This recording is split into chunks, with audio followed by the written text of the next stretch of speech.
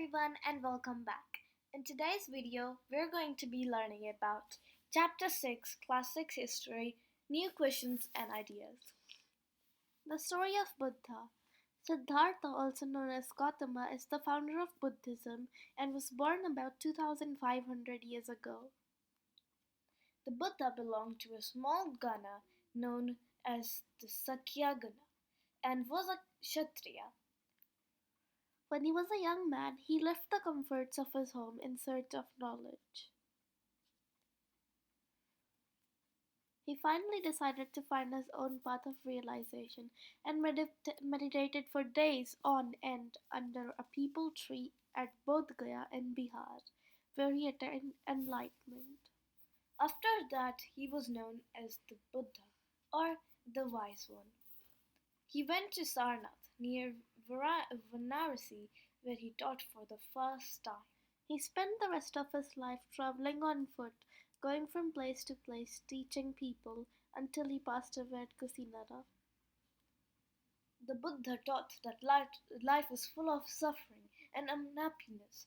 This is caused because we have cravings and desires, which often can't be fulfilled. The Buddha described this as the thirst or tanha. He thought that this constant craving could be removed by following moderation in everything. He also taught people to be kind and to respect the lives of others, including animals. The results of our actions, called karma, whether good or bad, affect us both in this life and the next.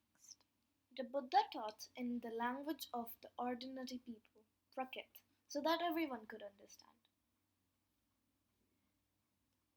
Stupa is a place built to mark the Stupa was built to mark the place where Buddha first taught his message. This is the stupa at Sarnath.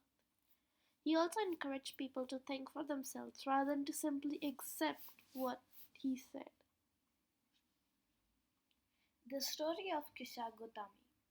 Once there was a woman named Kishagotami whose son had died. Went to Buddha, and Buddha said, "Hey, bring me some mustard seed from a family where no one has died." She couldn't find any family like that, and so Buddha wanted to teach her that everyone one day dies, so it's normal.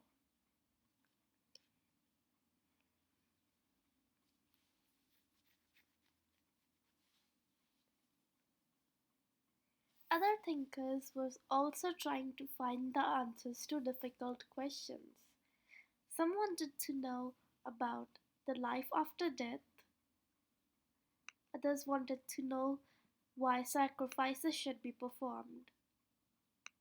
Many of these thinkers felt that there was something permanent in the universe that would last even after death. They described this as the Atma, or the individual soul, and the Brahman, or the universal soul. They believed that ultimately both the Atma and the Brahman were one. Most of their ideas were recorded in the Upanishads. These were part of the later Vedic texts. Upanishad literally means approaching and sitting near, and the text contain conversations between teachers and students. Let's go up because there was more there. Yeah. The six schools of Indian philosophy. India's intellectual exploration of truth has come to be represented by six systems of philosophy. These are known as Vaisheshika, Nyaya, Samkhya, Yoga, Purva Mimamsa, and Vedanta or Uttara Mimamsa. These six systems of philosophy are said to have been founded by sages Kunada, Gautama, Kapila, Patanjali, Gemini, and Vyasa, respectively. German-born British Indologist Friedrich Max Muller has observed that the six systems of philosophy were developed over many generations, with contributions made by individual thinkers. The wise beggar. This is one of the most famous Upanishad, the Chandogaya Upanishad. Sonaka and Abhirataran were two sages who worshipped the universal soul. Once they were eating, and a beggar came up and asked for some food. They said, "We can't give you anything." And then um, the beggar said, "Who do you worship?" He was like, "The universal soul." And then the beggar was like, "We all live in the universe, so we are also the universal soul, so you should worship me as well." So then the sages gave him food and actually like treated him well. Most Upanishadic thinkers were men, especially Brahmins and Rajas. Occasionally, there were women thinkers, such as Gargi, who was famous for her learning and participated in debates held in royal courts. Poor people rarely took part in such discussions. One famous exception was the Satyakama Jabla. Okay, he had a deep desire to learn about reality. Was accepted as a student by a Brahmin teacher named Gautama and became one of the best known thinkers of the time. Many of the ideas of the Upanishads were later developed by the most famous thinker, Shankaracharya. Panini and the grammarian. No, Panini was the grammarian. Yeah, let's get. One of the most famous was Panini, who prepared a grammar of for Sanskrit. He arranged the vowels and the consonants in a special order, and then used these to create formula like those in algebra. He wrote he wrote down the rules of the language in short formula, around 3,000 of them. Jainism. The last and 24th Tirthankara of the Jainas, Vardhamana Mahavira, also spread his message around this time, which is 2500 years ago. He was a Kshatriya prince of the Lichavis, a group that was part of the Vajjisanga. At the age of 30, he left home and went to live in a forest. For 12 years, he had a hard and lonely life, at the end of which he attained enlightenment. He taught a simple doctrine. Men and women who wish to know the truth must leave their homes. They must follow ahimsa. As he said, all beings long to live. To all things life is dear. He He taught in the language Prakrit because this was the language of the common people. There were several forms of Prakrit used in different parts of the country. The Prakrit spoken in Magadha was known as Magadhi. The followers of Mahavira led very simple lives, begging for food. They had to be absolutely honest and were asked not to steal.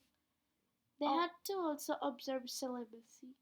and men had to give up everything, including their clothes. Celibacy means this.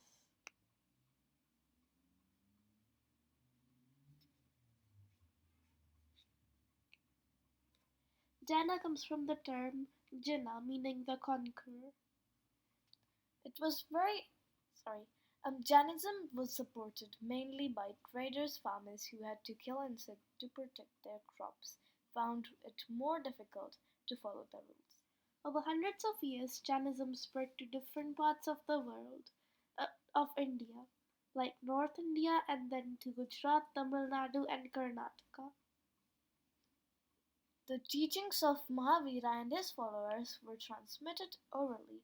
They were written down in the form in which they are presently available at a place called Wallabi in Gujarat, about 1,500 years ago. They arranged for them to stay together. So both Buddha and Mahavira felt that only those who left their homes could gain true knowledge. So they arranged them to stay together in the Sangha, an association of those who left their homes. The rules made for the Buddhist Sangha were written down in a book called Vinaya Pitaka. From this we know that there were separate branches for men and women. All men could join the Sangha, however children had to take permission of their parents and slaves that of their masters. Those who worked for the king had to take his permission and debtors of their creditors. Women had to take their husband's permission. They meditated for most of the time and went to cities and villages to beg for food during fixed hours. This is why they were known as bhikkhus, the Prakrit word for renouncer or beggar, and also bhikkhunis. They taught others and helped one another. They also held meetings to settle any quarrels that took place within the Sangha. Those who joined the Sangha included Brahmins, Kshatriyas, merchants, laborers, barbers, courtesan, and slaves. Since slaves were Shudra, this list also includes Vaishya and the Shudra. Many of them wrote down the teachings of Buddha. Some composed beautiful poems describing their life in the Sangha. Monasteries. Both Jaina and Buddhist monks went from place to place throughout the year teaching people. The only time they stayed at home was during the rainy season. Their supporters built temporary shelters for them in gardens, or they lived in natural caves in hilly areas. But then they felt the need to have more permanent shelters, and so monasteries were built. They were called viharas. In the earliest cities, viharas were made of wood and then of bricks. Some were even in caves that were dug out in hills, especially in western India. Very often, the land on which the vihara was built was donated by a rich merchant or a landowner or the king. The local people came with gifts of food, clothing, and medicines for the monks and nuns, and in return, they charged the people. The system of ashramas. The Brahmins developed a system of ashrams. It is used instead for a stage of life and not for the place where people live and meditate. Four ashramas were recognized: Brahmacharya, Grihastha, Vanaprastha, and Samnyasa. Brahmin, Kshatriya, and Vaishya men were expected to lead simple lives and study the Vedas during the early years of their life. These early years were known as Brahmacharya. Then they had to marry and live as householders, or grihastha. Then they had to live in the forest and meditate, known as vanaprastha. Finally, they had to give up everything and become. Samnyasta. Sannyasins. Yeah. Women were not allowed to study the Vedas, and they had to follow the ashramas chosen by their husbands. Remember, only 3 of the Varnas were allowed to follow the system of Varnas. And that's the end of this chapter. Hope you enjoyed, and we'll see you next time. Bye.